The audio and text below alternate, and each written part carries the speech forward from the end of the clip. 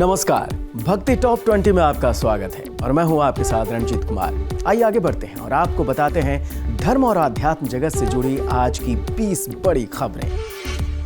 काशी विश्वनाथ की तर्ज पर 331 करोड़ रुपए की लागत से विंध्य कॉरिडोर का निर्माण होना है। नवंबर तक सारी प्रक्रिया पूर्ण हो जाएगी। दिसंबर के प्रथम सप्ताह से कॉरिडोर का निर्माण कार्य शुरू हो जाएगा।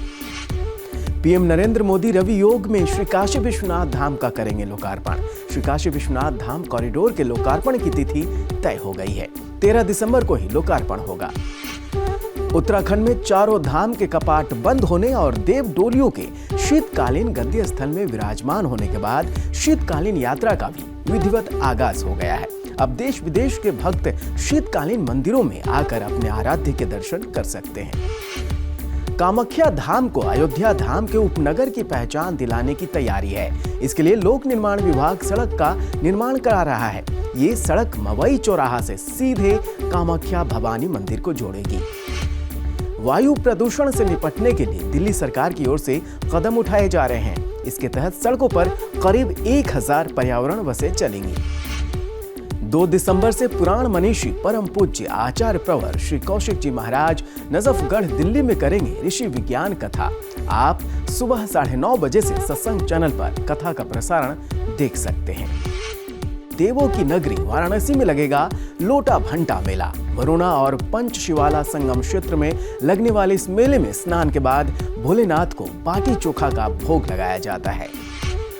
28 नवंबर से अहमदाबाद गुजरात में आरंभ होगा गौ कृपा कथा महोत्सव।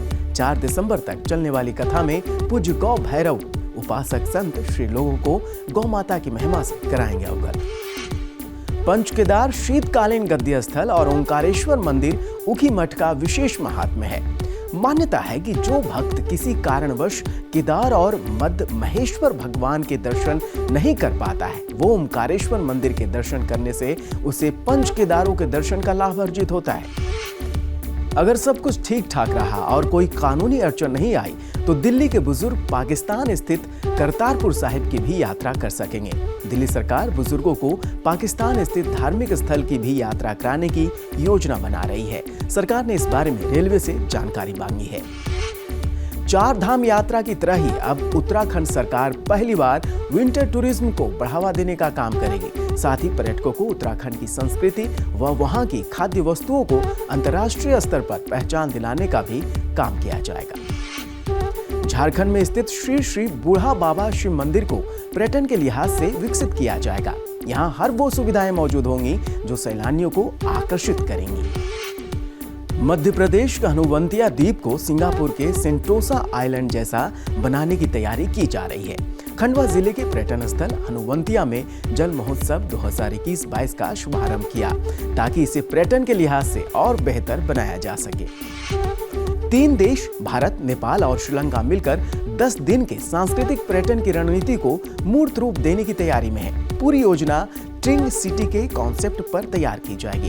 पर्यटन यात्रा की शुरुआत अयोध्या से होगी। सूरजकुंड मेला परिसर में ब्रिटेन की संस्कृति व इतिहास को दर्शाते हुए गेट बनाए जाएंगे। नए वर्ष में 4 फरवरी से 20 फरवरी तक लगने वाले इस मेले में देश विदेश के पर्यटकों को ब्रिटेन की कला संस्कृति का दीदार करने का मौका मिलेगा।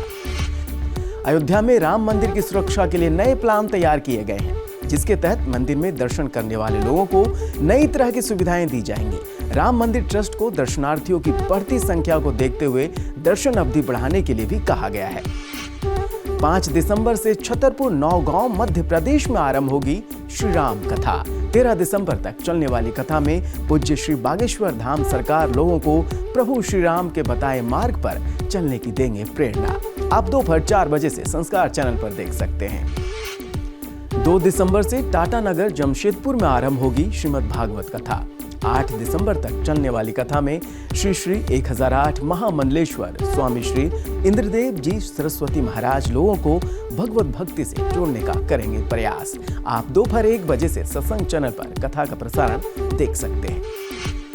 मां पूर्णागिरी धाम में माता का धुनी स्थल बनाया जाएगा। भैरव मंदिर से मुख्य मंदिर तक देवी मां के भक्ति गीत गूंजेंगे। मंदिर समिति की खुली बैठक में यह फैसला लिया गया है।